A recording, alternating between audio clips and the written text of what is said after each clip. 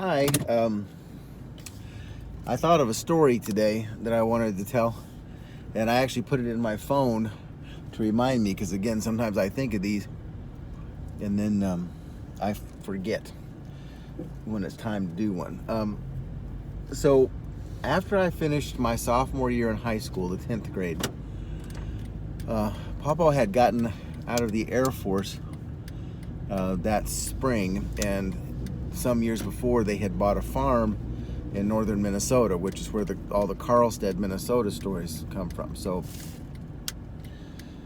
when we moved, it was like right after school got out, Papa and I went and moved to the farm, and I think we had the farm truck.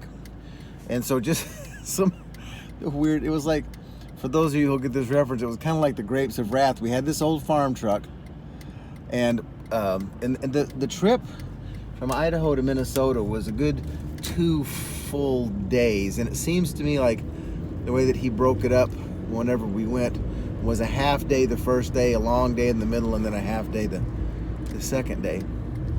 And so for starters,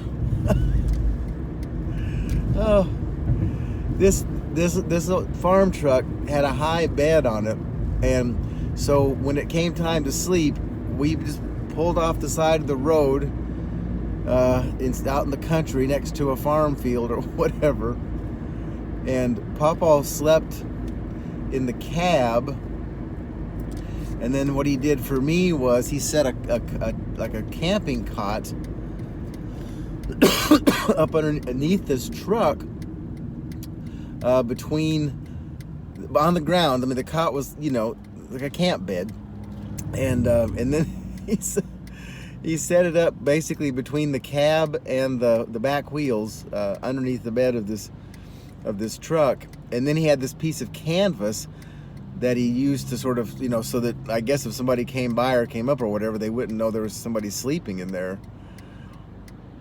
And so then when we arrived, the original plan when they got this farm was there was an old farmhouse there that had been built. I mean, I don't know. I mean, it's probably been there 80 years or something, and the inside, it was pretty, it had been abandoned for a long time, but I mean, it could have been done. It would have taken new windows and new floors, and I mean, a lot of stuff, but it certainly could be done. The old house itself was solid. But anyway, so in the meantime, we had this big old tent, which I think I've told you about in another story. And so we set that up, and we lived in that big tent for a while, a few days. And then the mosquitoes there, you just have no idea. You've never seen bad mosquitoes until you've been in the summer in northern Minnesota, especially a place that no one's lived on for decades. And so on this farm, there was an old granary, which is just an old farm building, but it had a second floor in it. It was solid wood floor, and it had windows and everything. So we thought that perhaps if we set up the tent on the second floor, maybe it would be high enough that the mosquitoes wouldn't bother us. Or no, I take that back. We moved up to the second floor, set our beds up and everything, and hoping that the mosquitoes wouldn't bother us, but they did. I don't know how high mosquitoes can fly, but they can obviously fly 10 or 12 feet over the ground. So then we took that old tent and set it up, hung it from the rafters in this old granary on the second floor, put the beds inside there. So it was like a big mosquito net, which made a lot of sense. And it did keep the mosquitoes out. And then like in the part where it wasn't the tent or the big giant mosquito net, we had like a camp stove set up, and a cooler with ice and that sort of stuff like that, and for water. And I hadn't thought about this until just right now telling this story. When we first got there, it was early in the summer, and it had been a wet spring, and so there was this low part in the main farmyard that had water. And when we first got there, the water was quite clean, and we and there was a lot of it. It was probably knee deep or something. So so to begin with, that's how we took baths. We get water out of that low spot and warm it up or whatever to take baths.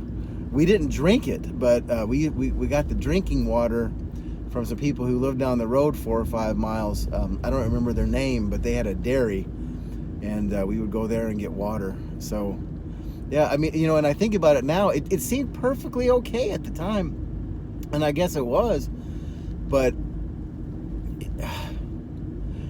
for for all intents and purposes, we were homeless. Papa and I were living like homeless people for like a month or whatever.